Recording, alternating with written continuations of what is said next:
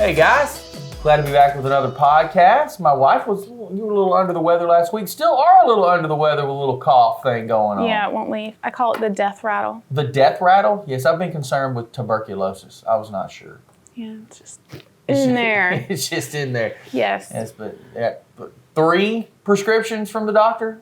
Yeah, I'm hoping that helps. Hopefully so. Hopefully so. So we will see if we can make it through this. We'll see what happens. We'll see. I already feel it coming a little bit. We'll see what Sunday brings, as Judd Harris would say. Yeah. Okay, so in Mark chapter 11, I want to go down to verse 15, and we actually mentioned this in our last podcast. You asked about Jesus clearing the temple, right? When he came in and flipped everything over. This is the flip over passage. Okay, but the reason why, and I went back, I was reading in that it's Killing Jesus book. That's why I thought there were 2 separate instances where he came to, I can't think of the name. What's the capital?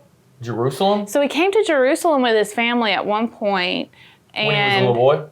No, I mean, he went every year. He would have. Yeah, he would have went every year to grow up. He would have gone every year. We had the account of the visit at 12. But he went to Jerusalem at some point, and the Pharisees were kind of looking out for him and already didn't like him.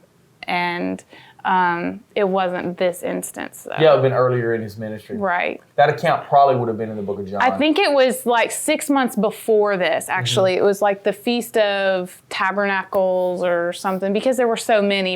And this was Passover, right? Yes. This is Passover. So I think it was 6 months before this. So that's why I was getting confused, because there was another instance where he was in Jerusalem for a big feast, but yeah, he went multiple times to for those. Yeah, and that is true. Like understanding all of the feasts and celebrations that the Jewish people had, there were so many. There really were. There was a lot of different celebrations of different things, and the one that you're talking about, the Festival of Shelters, was that the one? That's a big one. I don't know. That's a big one. I'm not sure. But Passover being the granddaddy of them all, right? Like for the Jewish people, Passover is like Easter is for Christians. It's like the day. You know, when they remember their escape, they celebrate their escape from Egypt on that night when the angel of death passed over all of the Jewish homes that had put the blood on the doorpost and sacrificed the lamb. And that's why Jesus' sacrifice took place on Passover, because Passover is a forerunner of Christ. Yeah. It was an image of what he was going to do when they sacrificed the lamb, and the blood protected and covered them. That death literally passed over them. And for us, Christ's blood causes death to pass over us. And then on the opposite side of that too is he is the firstborn. Like he is the first son. Yeah, he is the firstborn. I mean, there's just so much. It's like the firstborn of Egypt there. Died. Mm-hmm. The firstborn of the Israelites was saved. Mm-hmm. So yeah, it's interesting.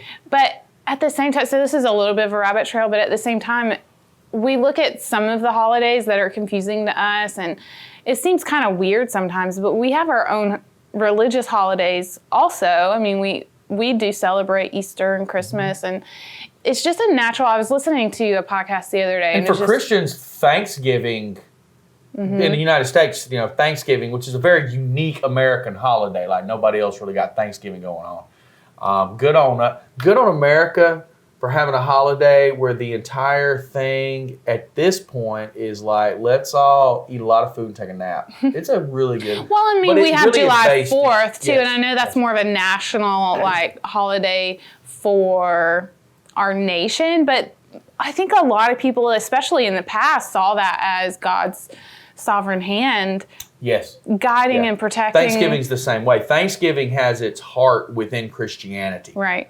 It really does. And so in the podcast I was listening to, he was basically saying that it's just our natural human response to celebrate things in a religious way and have these religious remembrances. And so for an increasingly secular world, that's why we see some of the holidays are trying to be replaced with more of a secular ideology. I mean, we have Christmas very much so. We have a whole month celebrating Pride, and Yes. then even some of the Christian holidays are becoming increasingly commercialized and overrun with secular ideology. Yeah, you even look at like Valentine's Day has its roots in Christianity. Mm-hmm. Thanksgiving, its roots is in Christianity. Christmas, naturally. Easter has its roots in Christianity. So yeah, we do celebrate those things in that way. Yeah. And so this was a huge deal. Passover was this massive deal for the nation of Israel. It was all hands on deck. Mm-hmm. I mean, it was Christmas, Easter, 4th of July, and Thanksgiving all rolled into one when you think about it from an American holiday perspective. And so Christ, when he comes into the temple during this week, it's packed. Okay, Jesus is not doing this in an empty place. The entire population of Jerusalem would grow exponentially as people from all over the Promised Land, plus from places like Egypt, Asia Minor, which is what we think of today as modern-day Turkey. People came from Greece. People came from Italy. People came from Assyria. People came from over in the area of what we think of as today as Iraq and Iran. And they converged on Jerusalem, all these pilgrims. And so the temple complex would have been packed. And it says in verse 15, because remember, Jesus left Jerusalem. Like, he didn't stay in Jerusalem the whole week of Passover. He was over in Bethany, which was a short walk, or he was up on the Mount of Olives. And so he was just kind of coming in and out of the city. It was like a 45-minute walk. Yeah, he was like coming in and out of the city. So when they arrived back in Jerusalem, Jesus entered the temple and began to drive out the people buying and selling animals for sacrifices. He knocked over the tables of the money changers and the chairs of those selling doves, and he stopped everyone from using the temple as a marketplace. Okay, so they're buying and selling goods here. They're exchanging currency. Others are really, one of the things that they're doing is they're using the court of the Gentiles as a cut through. Mm-hmm. They would cut through there. They could cut through the temple complex to get to different parts of town instead of walking around. And so it was almost just like the temple was just a thoroughfare, just pass through. So when we think about this, the temple complex itself was pretty large. It covered 35 acres. Wow. In Jerusalem. And so there was several different, what they referred to as courts. There was the court of the Gentiles, which was the most outer court. Jews and Gentiles could gather there to worship. Then there was the court of the women. Now, once you enter the court of the women, there was actually signs up that Gentiles could not enter. Even at the time of Jesus here, there were literally signs up that said, if Gentiles enter here, you will be executed. Like, they would kill you over entering into this place. I was reading about that also, and it said that because there's Roman occupation at this point, and that's basically saying to the Romans who are Gentiles, you have no authority in this place, and so they did Romans go let in. them do that. Well, one group went in because who was the emperor at that time? The Roman emperor. It wouldn't have been Nero. Nero would have been. He was after. Later. Yeah, he was after, and I can't remember. Was it Tiberius? Maybe that sounds right. I'm not great with names, but anyway, his policy was to let them have their religious authority because he felt like that would keep them more docile towards their rule. And so one of the people who was in charge of that area allowed the soldiers to go in and defile some of those things, and he got in a lot of trouble with the emperor, and they didn't do that anymore because they let them have that religious authority as long as it didn't long as they didn't rebel, they paid their taxes, and they did what they were told. Yeah, taxes, that was a big thing. Taxes were a huge thing for them. So there's the court of the Gentiles, the court of the women. Beyond that it was called the court of the Israelites. Jewish women could enter this court if they were bringing a sacrifice to the priests. Jewish men could come in at any time. Beyond that was the court of the priests. This is where the priests worked and ministered. And beyond that was the actual temple itself with the holy place and the Holy of Holies.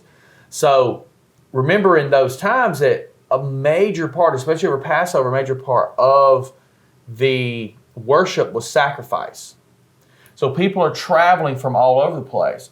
And so what had happened was those people could stop there in the court of the Gentiles and buy the items that they needed for worship that had already been approved and announced to be clean and acceptable by the priests, because they inspected every sacrifice. So if you brought a sacrifice with you and it wasn't accepted, you could be just out of luck. And a lot of these people are traveling. How are they even going to travel with these things?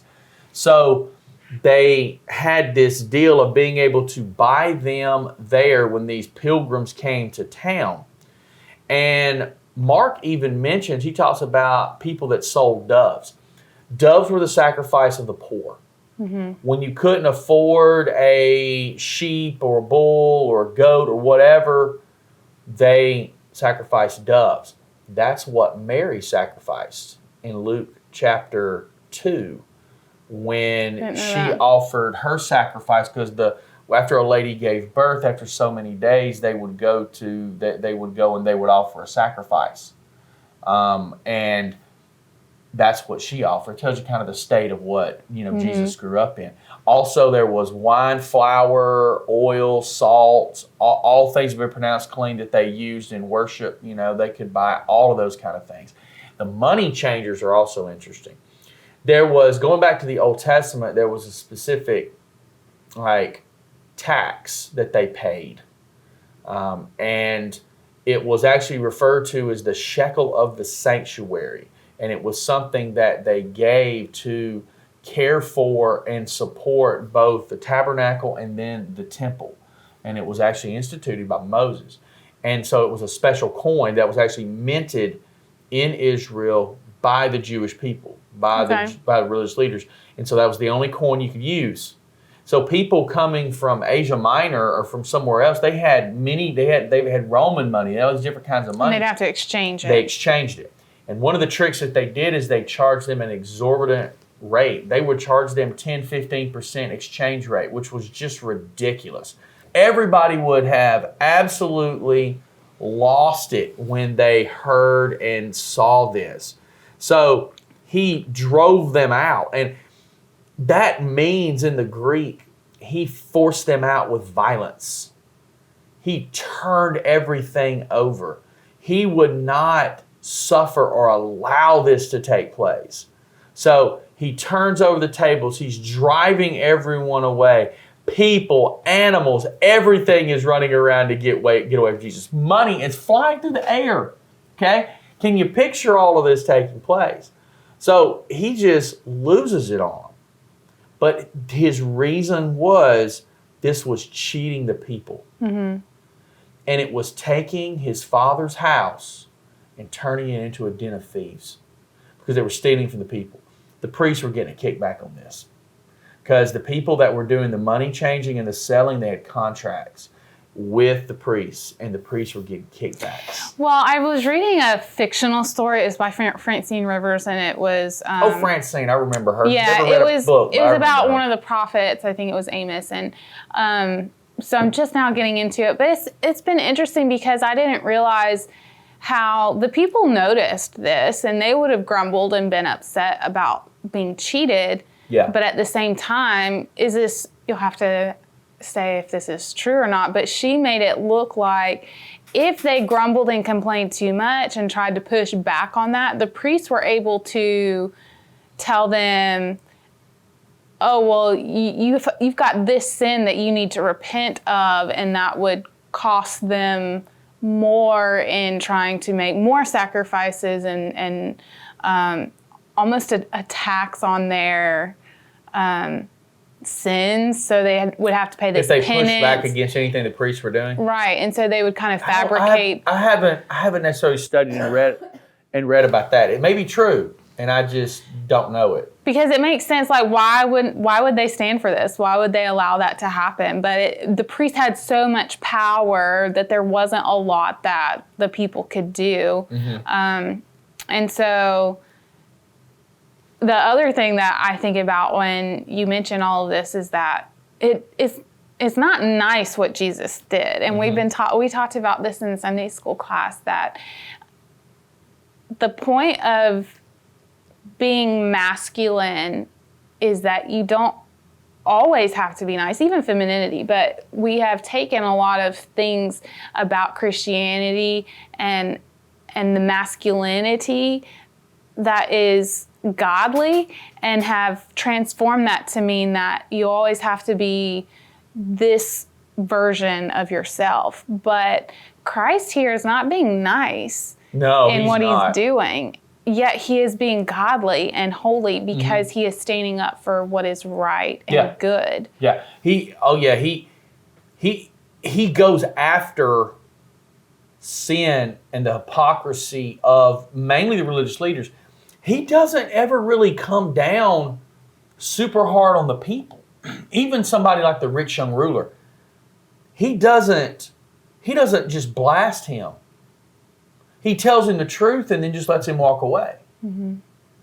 But the scribes, the Pharisees, the priests, Jesus is in their face and he tells them what's what, to the point that he comes in flipping things over.